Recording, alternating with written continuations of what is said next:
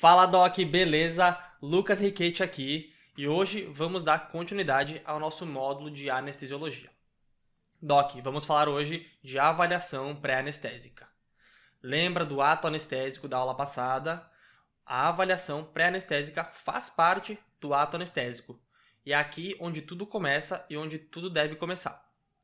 É aqui que o anestesiologista vai se comunicar com todas as comorbidades do paciente e fazer o seu planejamento para que todas as ocorrências, do intraoperatório saiam de acordo com o planejado. Beleza, Doc? Então, prepara o seu café, que eu já preparei o meu, que a aula é um pouquinho mais extensa, mas vamos amarrar juntos aqui esse conteúdo. Beleza? Vamos nessa. Pessoal, na aula de hoje, a gente vai falar sobre a avaliação da via aérea e por que o anestesiologista se preocupa tanto com a via aérea do paciente. A gente vai falar também, pessoal, da classificação ASA do nosso paciente, e saber fazer essa classificação ASA. Vamos ver também quais medicações eu tenho que suspender para fazer a minha cirurgia. E vamos ver também como adequar o jejum do meu paciente para a cirurgia. Beleza, Doc? Vamos começar aqui com uma questãozinha, só para ver como é que isso aparece em prova. Paciente, 65 anos, consulta pré-anestésica para uma CVL, que é uma colestectomia videolaparoscópica. O paciente tem 1,59, 90 kg, sem comorbidades. Durante o exame físico da via aérea, o anestesiologista anota: visualização do palato mole, fauces e úvula. Qual a classificação ASA do meu paciente e qual o malampate deste paciente? Se você não entendeu nada, fica com a gente que eu vou voltar nessa questão e no final da aula a gente vai conseguir responder. Pessoal, a avaliação pré-anestésica é fundamental antes de qualquer cirurgia. Como eu falei, é aqui que o anestesiologista vai se comunicar com todas as comorbidades do paciente. Então, pessoal, ela é muito importante para fazer o planejamento anestésico cirúrgico de qualquer cirurgia que vá ocorrer. Pessoal, a avaliação pré-anestésica, ela também vai promover a redução da ansiedade do paciente. Por quê? Eu vou conseguir explicar para o meu paciente o que vai acontecer, quais são os passos da cirurgia, o que ele vai fazer quando ele acordar, qual vai ser a minha técnica anestésica adotada. Então, pessoal, a avaliação pré-anestésica promove sim a redução da ansiedade do paciente. E também ela melhora os resultados cirúrgicos, porque eu posso me antever a qualquer complicação que possa acontecer. Eu posso também pedir exames subsidiários, se o meu paciente tem alguma comorbidade específica, para melhorar os nossos resultados cirúrgicos. E a avaliação pré-anestésica, Doc, nada mais é que uma anamnese do anestesista. E essa anamnese, Doc, ela deve conter o histórico clínico do paciente.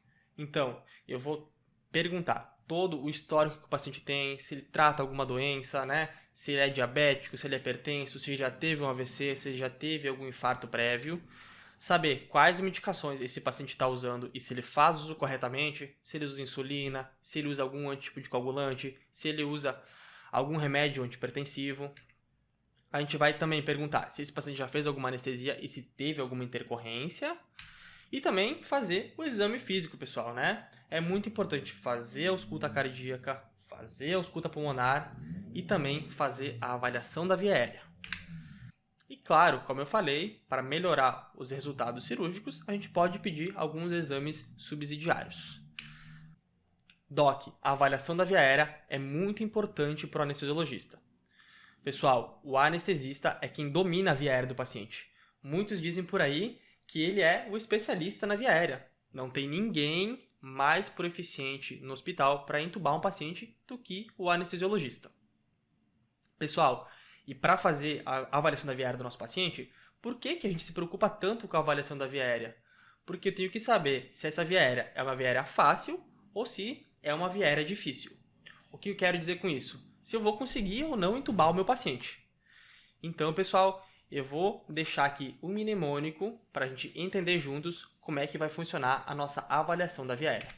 Esse mnemônico é o LEMON, o nosso limãozinho da via aérea. Pessoal, olha para cá. Eu quero que você largue tudo, largue seu lápis, largue sua caneta. Eu vou explicar tudo para vocês e no final eu vou deixar um slide resumo para que você possa pintar aí com suas canetinhas coloridas, que vai ficar bem legal.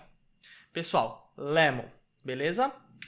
Look, Evaluate, Mallampati, Obstruction e Neck Mobility. Pessoal, look, eu vou olhar se o meu paciente tem algum trauma facial, se ele tem alguma deformidade anatômica, e isso vai me dizer se essa viera pode ser difícil de ser abordada ou não. Evaluate, eu vou mostrar aqui para vocês a regra dos 3-3. Pessoal, abertura bucal menor que 3 centímetros. Pessoal, pense comigo, se esse paciente não abre a boca, é muito mais difícil inserir o meu laringoscópio, é muito mais difícil eu visualizar as estruturas da via aérea. Então, pessoal, uma abertura bucal menor que 3 centímetros é um preditor de via aérea difícil.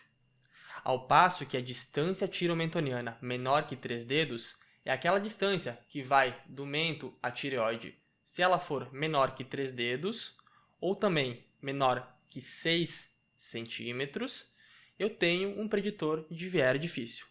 E para vocês entenderem o que eu estou falando, a avaliação tiromentoniana menor que 3 dedos é aquele paciente retrognata, que tem aquele queixinho para trás.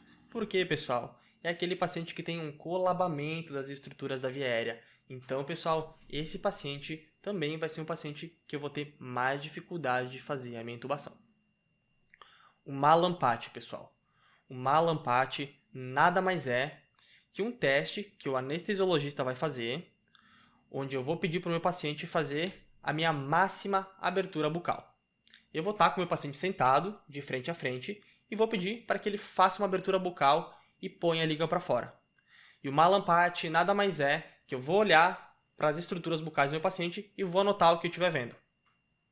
O Mallampati, pessoal, vai de 1 a 4. Ao passo que o Mallampati 1 é um paciente que eu tenho mais facilidade de intubar, e o Mallampati 4 é aquele paciente que eu tenho mais dificuldade de intubar. No Mallampati 4, pessoal, o que eu estou vendo aqui? Eu estou vendo, pessoal, só o meu palato duro. No Mallampati 3, eu vejo o meu palato duro, o meu palato mole. Cadê a canetinha aqui? Ó? Eu vejo o meu palato duro, o meu palato mole e também, logo aqui, a base da úvula. No meu Mallampati 2, pessoal, eu consigo ver o Mallampati 4 e o 3, né? Palato mole, palato duro, a base da úvula. E aqui no fim eu consigo ver também as fauces. Pessoal, o Mallampati 1, que seria o meu melhor preditor de via aérea, né?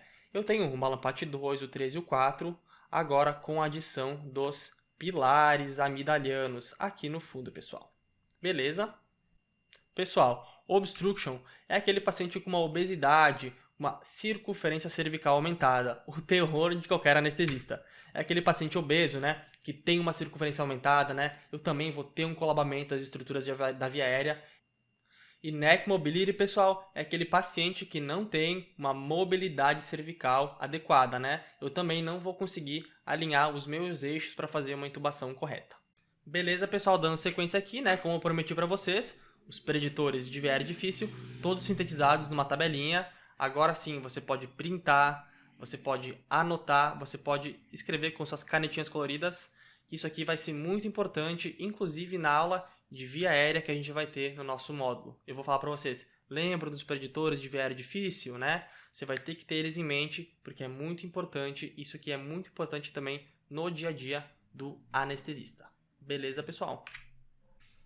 E a classificação ASA ela foi desenvolvida pela Sociedade Americana de Anestesiologistas para desenhar o risco perioperatório da minha cirurgia.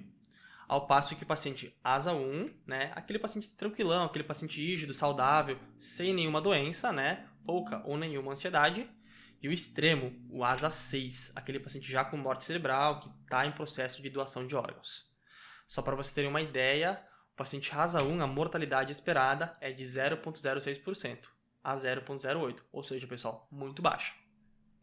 E aqui no meio a gente vai ter o ASA 2, 3, 4 e 5. O paciente ASA 2 vai começar com algumas comorbidades.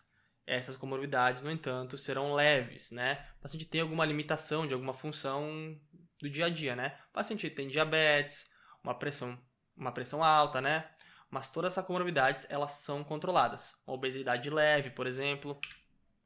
E o paciente ASA 3, né? Vai ser aquele paciente já que vai ter uma doença sistêmica moderada.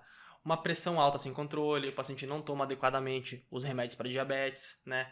paciente que já infartou, já teve algum tipo de AVC, porém esses maior que 3 meses, ou paciente obeso mórbido, né, maior que IMC maior que 40. O paciente ASA 4 é aquele paciente que tem uma doença sistêmica severa, por exemplo, aquele paciente que teve um AM ou um AVC menor que 3 meses, paciente que está com uma sepse, né, uma falência renal em andamento, e o paciente ASA 5 é aquele paciente que, se eu não operar, né, eu não tenho expectativa de sobrevivência. Então, esse paciente aqui, a mortalidade chega de 9% até 50%, né? Por exemplo, o paciente que teve um aneurisma abdominal roto, um paciente que está com um sangramento intracraniano que precisa ser operado com uma certa emergência. Beleza, pessoal? Amarramos aqui, vamos para o próximo. Voltando aqui na nossa questão, né? Paciente de 65 anos, 1,59, 90 kg, sem comorbidades, né? O anestesiologista anota a visualização do palato mole, fauces e úvula. Agora a gente já sabe, né? Qual a classificação ASA e o Mallampati desse paciente. Ficou fácil, né, pessoal? A gente não viu o pilar amidaliano, né? Viu só o fauce, úvula. Esse paciente é o Mallampati 2. E agora, pessoal, esse paciente aqui, tá escrito aqui, paciente sem comorbidades, né? Sem comorbidades. Pessoal, ASA 1 sem comorbidades? Não, pessoal, pegadinha, ó. 1,59, 90 quilos. Não preciso nem calcular, pessoal. 1,59 e 90 quilos é obesidade. Então, pessoal, esse paciente aqui não é ASA 1, tá? O paciente é ASA 2. Letra A de armadilha, não. Letra B de bola, beleza? Entrando aqui agora nas medicações pré-operatórias, quais medicações eu vou suspender para minha cirurgia. E aqui, pessoal, eu quero que vocês se lembrem da nossa agente super secreta, a MIA. A MIA faz parte da CIA, a Comunicação de Inteligência Norte-Americana. Pessoal, por que isso? Porque a gente vai lembrar da metformina, do IECA e dos anticoagulantes. Beleza, pessoal? Aqui na metformina, as novas recomendações da ADA, da Sociedade de Diabetes Americana, recomenda a suspender a metformina no dia da cirurgia. Por quê? Por causa do risco de acidose lática que esse medicamento pode causar. Doc, muita atenção aqui. Talvez isso não caia na sua prova, tá? Mas eu quero que vocês saibam, né? Esses novos, já que estamos falando de hipoglicemiantes orais, esses novos hipoglicemiantes, análogos do GLP-1, que você deve conhecer alguém que usa para emagrecer, né? Semaglutida, liraglutida. Pessoal, esses medicamentos inicialmente eles foram desenvolvidos para tratar o diabetes. No entanto, o efeito colateral deles é causar emagrecimento. Pessoal, esses medicamentos eles causam um retardo no esvaziamento gástrico. E o que eu quero dizer com isso? Que o paciente pode ficar com resíduos sólidos no estômago por semanas. Isso mesmo, pessoal. Semanas com resíduos gástricos no alimento. É claro que o paciente não vai ter fome e é claro que o paciente não vai emagrecer. Então, pessoal, a semaglutida, atenção aqui, a gente vai suspender 21 dias antes da cirurgia. Beleza, Doc? A liraglutida aí a gente pode suspender de 2 a 4 dias antes. Tranquilo? Pessoal, IECA-BRA. Esses medicamentos, inicialmente, a gente suspendia 24 horas antes da cirurgia. Porém, algumas referências atuais, como o Sebiston, de cirurgia, já não recomendam mais a suspensão desse medicamento, inclusive no dia da cirurgia. Ou seja, não suspende mais. Porém, alguns guidelines europeus recomendam a suspensão do IECA-BRA 24 horas antes da cirurgia. Com base em quê? Alguns estudos que saíram que o IECA e o BRA eles aumentam o risco de hipotensão perioperatória. Ou seja, eu estou com o meu sistema renina-angiotensina-aldosterona cortado por causa do IECA e do BRA e eu vou entrar com medicações anestésicas que causam hipotensão. Então, esse paciente pode ter uma hipotensão perioperatória mais prolongada e sustentada.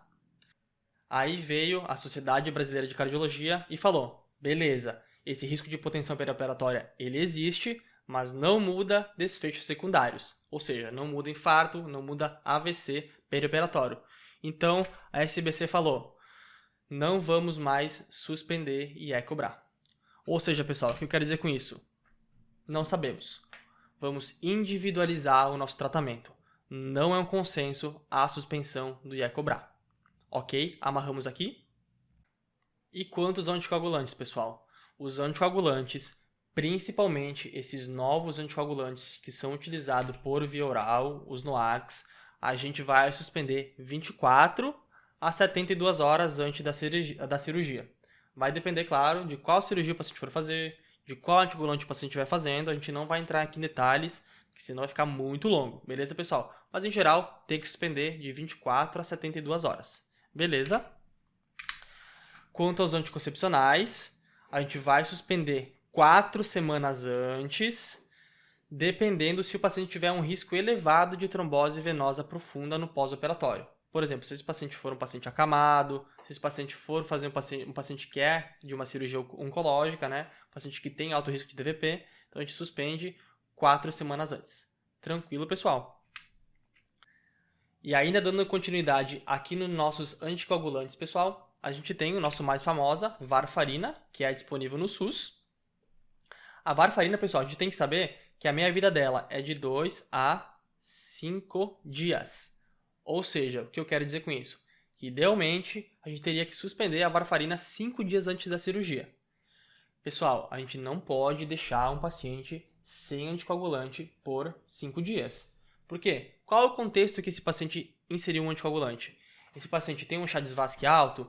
Esse paciente teve uma TVP recente? Esse paciente teve um AM ou um AVC recente? Se eu deixar esse paciente sem anticoagulante, vai ter risco de trombose aumentado. Então, pessoal, eu não posso simplesmente suspender a varfarina 5 dias antes da cirurgia. Porém, se a cirurgia for de baixo risco, tá? Uma cirurgia que tem um risco baixo de sangramento, né? Me perdoe os amigos oftalmos, uma cirurgia tranquila como uma cirurgia de catarata, né? Um procedimento dermatológico, o paciente vai extrair um dente, por exemplo, né? Não tem necessidade de suspender a varfarina. Agora, Doc, se o paciente for fazer uma cirurgia com alto risco de sangramento, se esse paciente tem risco aumentado de tromboembolismo, né? Teve um TVP ou um AVC recente, que nem eu falei, tem uma prótese valvar, esse paciente tem um CHA-2-VASc alto, né? A gente vai suspender 5 dias a varfarina e fazer a terapia ponte. Pessoal, o que é terapia ponte? Pessoal, terapia ponte nada mais é que a gente tem a nossa ponte. Estamos aqui no comecinho da nossa ponte usando a varfarina. O pacientinho está ali no começo da ponte utilizando a varfarina. Tá? Pessoal, essa ponte ela tem duração de 5 dias. Tá? E no final da nossa ponte está a cirurgia. O paciente parou a varfarina 5 dias antes da cirurgia. A cirurgia está lá no final da ponte. Quando o paciente chegar na metade da ponte, ou seja, quando o INR estiver menor que 2, vamos lembrar aqui que a varfarina ela larga o INR. Então, quando esse INR estiver menor que 2, a gente vai entrar com heparina de baixo peso molecular, como, por exemplo, a enoxaparina. Aí, pessoal, a gente consegue depois parar a enoxaparina 24 horas antes da cirurgia. Assim, o paciente não fica sem nenhum tipo de anticoagulação. Beleza, Doc? Amarramos aqui. Vamos ver uma questãozinha aqui, ó, Doc, do IANSP 2020. Paciente 68 anos de idade, pré-operatório para CVL, portador de diversas comorbidades, IAM há 2 anos, faz uso de diversas medicações. Atenolol, bromoprida, pantoprazol, levotiroxina, AS-clopidogrel, clonazepam e semaglutida. Nesse caso, considerando uma cirurgia eletiva e considerando que ele esteja otimizado das suas comorbidades, é correto afirmar que quantas medicações eu vou suspender? Nenhuma, 1, 2, 3 ou 4. Não falei para vocês, né? Do S-clopidogrel, levotiroxina, atenolol, que é um beta-bloqueador. Vamos ver aqui, pessoal. Doc, muito importante, tá? AS, a gente vai julgar risco-benefício. Atualmente, para prevenção secundária, a gente mantém o AS, pessoal, tá? Então, se esse paciente já teve um infarto, se esse paciente já teve um AVC, a gente vai manter o AS, pessoal, se esse paciente estiver utilizando o AS para prevenção secundária. Exceto se for uma neurocirurgia ou uma RTU convencional que vai sangrar muito, tá? Mas, idealmente, a gente mantém. Beleza, Doc? Então, clopidogrel, a gente vai tentar aguardar ao máximo para fazer a cirurgia. Ou seja, vai tentar adiar a cirurgia, tá? Porque a gente não pode suspender esse clopidogrel. Doc, lembra que a nossa grande preocupação é a ocorrência de trombose do stent, né? Como eu falei para vocês, não dá para suspender a anticoagulação, antiagregação plaquetária assim. Quanto ao clopidogrel, é igual, a gente não pode suspender, a gente vai ter que aguardar ao máximo para fazer essa cirurgia. Quanto? Tentar aguardar de 6 semanas a 1 ano, dependendo do contexto que esse clopidogrel foi inserido. Se ele foi inserido, por exemplo, no infarto de emergência, se ele foi inserido, por exemplo, numa cirurgia no cateterismo eletivo, né? Então vai depender do contexto que ele foi inserido, tá? Em geral, de 6 semanas a 1 ano. Porém, se for necessário fazer com urgência, a gente vai ter que suspender de 5 a 7 dias. Não tem jeito. Beleza, pessoal? Aí em procedimentos aí de baixo risco de sangramento também, a gente mantém a dupla anticoagulação, não tem por que suspender, assim como a varfarina. Beleza, Doc? Doc, agora muito cuidado aqui. Paciente em uso de beta-bloqueador, estatina, levotiroxina, antidepressivos, corticoides. Doc, a gente não suspende essas medicações, tá? A gente mantém, e a prova adora isso, adora fazer esse tipo de pegadinha com você, tá? Cuidado, letras garrafais, marca com suas canetinhas coloridas. A gente não suspende esse tipo de medicações, beleza? Cuidado 2. Preciosismo, mas alguns fitoterápicos podem agir como anticoagulantes, né? Só como vocês terem uma ideia. A gente tem inúmeros, milhares de fitoterápicos disponíveis hoje, né? E alguns deles podem agir como anticoagulantes, né? Como, por exemplo, o ginkgo biloba, ginseng, até o alho, né? Como usado como fitoterápico, pode agir como anticoagulante. Então, nesses procedimentos que o paciente tiver, a gente tem que suspender de 5 a 7 dias. Tranquilo, Doc? Doc, vamos retornar aqui na questão, né? Paciente de 68 anos, teve um AM há 2 anos, né? Paciente de diversas comorbidades, né? Fazendo uso aí de atenolol, beta-bloqueador, bromopida, pantoprazol, levotiroxina, AS, clopidogrel, clonazepam e semaglutida. Pessoal, quantas medicações a gente vai suspender aqui? Ó, lembra aqui, ó, que atenolol a gente mantém, beta-bloqueador, bromopida, pantoprazol também não, né? A gente mantém. Levotiroxina, pegadinha, a gente mantém, né? Aqui, pessoal, clonazepam, esses antidepressivos a gente mantém, né?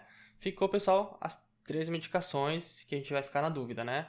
Aí, lembrou? Semaglutida, 21 dias, a gente suspende a semaglutida. Então, uma medicação que a gente vai suspender, tá? Agora, AS clopidogrel. Lembra que eu falei para vocês, AS profilaxia secundária, a gente mantém, pessoal, né? Mantemos o AS, não tem por que suspender.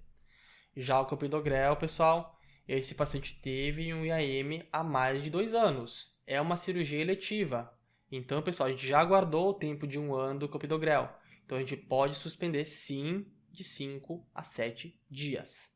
Tranquilo? Então, pessoal, nosso gabarito, letra C, 2 medicações serem suspensas. Clopidogrel e semaglutida. Questãozinha difícil, hein? Ó, vamos ver outra questão aqui, pessoal. Ó, quanto ao manejo dos medicamentos no pré-operatório, assinale a alternativa correta. Percebam como eles gostam de cobrar isso. Ó, os anticoagulantes, como varfarina e clopidogrel, devem ser suspensos 5 e 7 dias antes da cirurgia, respectivamente. Será? Letra A de armadilha? B. Os agentes hipoglicemiantes orais devem ser suspensos no mínimo 8 horas antes do procedimento cirúrgico, o que significa que pacientes que normalmente os usam devem utilizá-los na noite anterior da cirurgia.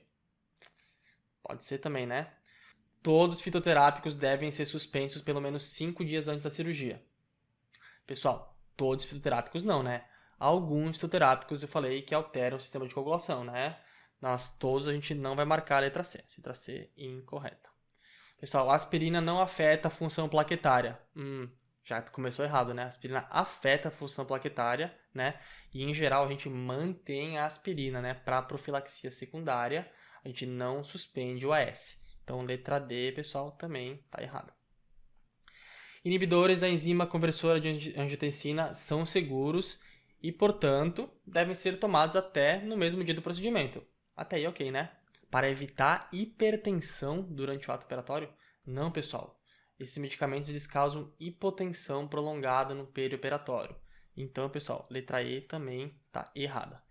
Já na letra A, pessoal, anticoagulantes como varfarina e clopidogrel, suspender 5 a 7 dias antes. Pessoal, essa informação está incompleta. Lembra que eu falei para vocês que a gente suspende a varfarina 5 dias antes e faz terapia ponte se o paciente for de alto risco de sangramento e tromboembolismo, né? Agora, se for uma cirurgia simples, eu não preciso suspender a varfarina. Então, pessoal, essa alternativa A, ela está incorreta porque ela está incompleta, tá? Já na letra B, os agentes hipoglicemiantes devem ser suspensos no mínimo 8 horas antes do procedimento cirúrgico. Pessoal, lembra que eu falei que a metformina a gente suspende no dia da cirurgia? Então, beleza, pessoal. Suspender no mínimo 8 horas antes do procedimento, né? O que significa que normalmente eles vão utilizar na noite anterior da cirurgia. Beleza, pessoal? Aqui a informação também faltou um pouquinho, né? Podia ter colocado que é a metformina, né? Que vai suspender no dia da cirurgia, né? Mas a gente não vai brigar com a questão, o nosso gabarito e mais correto é a letra B. Pessoal, flashcardzinho aqui pra gente ver. Na avaliação da via aérea, paciente com falce, úvula, palato mole e pilares amidalianos visíveis. Pessoal, falou em pilar amidaliano, é malampate 1. Isso aqui é batata, tem que ficar medular. E o jejum, pessoal? O jejum hoje em dia já está muito mais que bem estabelecido, que a gente vai adequar o jejum pré-operatório de acordo com a nossa tabelinha, né? Então, pessoal, isso aqui tem que saber, tem que estar medular. Jejum de líquidos claros, né? De água, chá. A gente suspende, né? O jejum 2 horas antes do procedimento. Leite materno, pessoal, 4 horas antes do procedimento. Cuidado aqui que eles sempre tentam fazer pegadinha com vocês com leite não humano, pessoal, né? Que aí é leite de vaca, por exemplo, né? Que são 6 horas de jejum, tá? Cuidado aqui com, principalmente, pessoal, com o leite materno e com o leite não humano. Agora aqui, pessoal, refeição leve, né? Se for uma refeição tranquila, uma torradinha, uma bolacha, né? A gente pode deixar 6 horas de jejum. E agora uma refeição completa, com carne, com frango, né? Mesmo que tenha salada, é uma refeição completa, então o jejum tem que ser 8 horas para a cirurgia. Beleza, Doc? Amarramos aqui. Vamos pro próximo. Olha só, pessoal, como é que isso aqui cai em prova, tá? O tempo em horas de jejum, né, pré-anestésico, indicado por um lactente alimentado exclusivamente com leite materno. É de... Agora ficou fácil, né, pessoal? Já vimos aí que o leite materno exige um jejum de 4 horas. Gabarito letra B. Pergunto. E se esse lactente estivesse sendo alimentado somente com fórmula infantil? Pessoal, tudo que não for leite materno, o nosso jejum é de 6 horas, tá? Fórmula infantil, né? Leite de vaca, leite de cabra, leite de ovelha, 6 horas. Tem que estar medular isso aqui, porque adora quem prova. Beleza, pessoal? E sempre vão tentar te confundir. Olha só como é que isso é no nosso dia a dia, né? Isso aqui é o dia a dia do anestesista, né? Por que o anestesista cancela tanta cirurgia? Por conta disso aqui também, né, pessoal? Olha só, uma menina de 8 anos é admitida para a realização de uma cirurgia eletiva para remover amígdalas sob anestesia geral. Pessoal, vai fazer uma anestesia geral, o paciente tem que estar em jejum, né? A mãe informa que a última refeição foi cerca de 150 ml de suco de laranja e o sanduíche de presunto às 6 da manhã, né? Com relação ao jejum pré-operatório, a partir de que horas o anestesista vai começar a indução anestésica para essa criança? Doc, a nossa maior dúvida aqui, ela comeu sólido, né? Então a gente vai ter que saber, é 6 horas, né? Aqui, 6 horas vai dar meio-dia, ou são 8 horas de jejum, né? A partir das 12 horas ou 8 horas de jejum a partir das 14. Pessoal, sanduíche de presunto não é refeição leve. Pelo menos não para os anestesistas, tá? Presunto é carne, tá? Então, pessoal, se fosse um lanchinho, uma torrada, que nem eu falei, aí sim a gente poderia induzir ao meio-dia, né? Mas, pessoal, como a pessoa comeu presunto aí, que se inclui nos frios, carnes, a gente vai induzir esse paciente com 8 horas de jejum a partir das 14 horas. Beleza, Doc? Ficou medular isso aqui? Tem que estar, porque isso aqui adora cair em prova. Isso aqui é muito importante no dia a dia do anestesista. Então, Doc, para finalizar aqui, o nosso resumão da nossa aula, né? Como eu falei para vocês, é uma aula mais extensa. A maioria das questões se concentram nesse tópico, né, de avaliação pré-anestésica. Então, pessoal, a gente viu que a avaliação da via aérea é muito importante para o anestesista, porque ele tem que saber se ele vai conseguir entubar ou não o paciente, né? Então, a gente tem que lembrar, tem que ter aquela tabelinha dos preditores de via aérea difícil, né? lembrar do nosso mnemônico, o LEMON, né, para avaliação da via aérea, para nossa avaliação da via aérea difícil.